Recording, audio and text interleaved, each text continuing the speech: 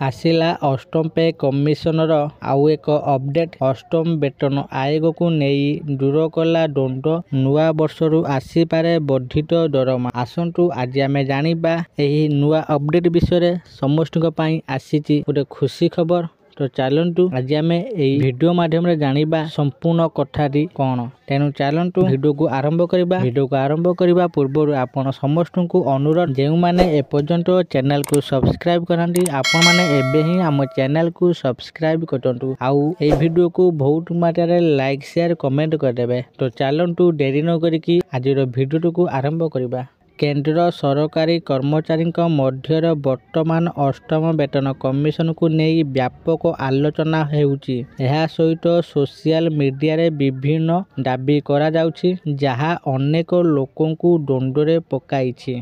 अष्टम वेतन कमिशन लागू हेबा परे लक्ष लक्ष लोक मध्य भाबुचंती जे सेमानक दरमा केबे वृद्धि पाइबो। केतेक कहउचंती जे जनवरी रे दरमा आउरी वृद्धि पाइबो, किंतु अन्य माने दाबी करंती जे दरमा वृद्धि पाइबो किंतु तुरंत सेमानक बैंक अकाउंट रे जमा हेबो नाही। जदि आपण मध्य एपरी प्रश्नर उत्तर खोजुचंती तेबे आसंतु आमे एहार उत्तर देबाकू प्रयास करिबा। जनवरी रे आसीबो कि वर्धित दरमा। केंद्र सरकार अष्टम वेतन कमिशन को अनुमोदन करिसेंती, किंतु कमिशन को तांकर सुपारिश दाखल करने को प्राय 18 मास समय लागिबो। केवल तापर सरकार सही सुपारिश गुड़ी को कार्यकारी करिवे। रिपोर्ट अनुसार दरमा संशोधन जनवरी 1, 2026 रु कार्यकारी होई पारे। हठात वर्धित दरमा जनवरी 2026 रे तुरंत बंटन करा जिवो नाही। कर्मचारी और पेंशन भोगी को अपेक्षा करने को पड़िबो।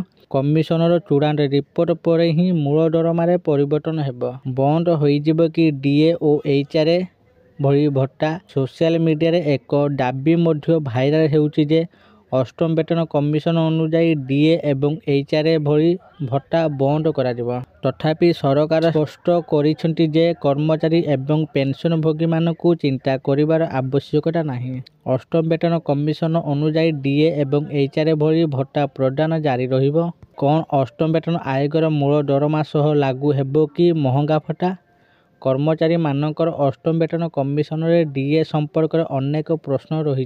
किछि कर्मचारी डीए को सेमानकर मूल दरमा रे मिश्रित करने को दाबी करुछंती। तथापि केंद्र अर्थ राष्ट्र मंत्री पंकज चौधरी कहिसेंती जे वर्तमान महंगा भत्ता डीए किंबा महंगा रिलीफ डीआर को सेमानकर मूल दरमा रे मिश्रित करिवार कौनसी प्रस्ताव नाही। मुद्रास्फीति को हिसाब करिबा पई प्रति 6 मास रे डीए डीआर हार संशोधन करा जिवो।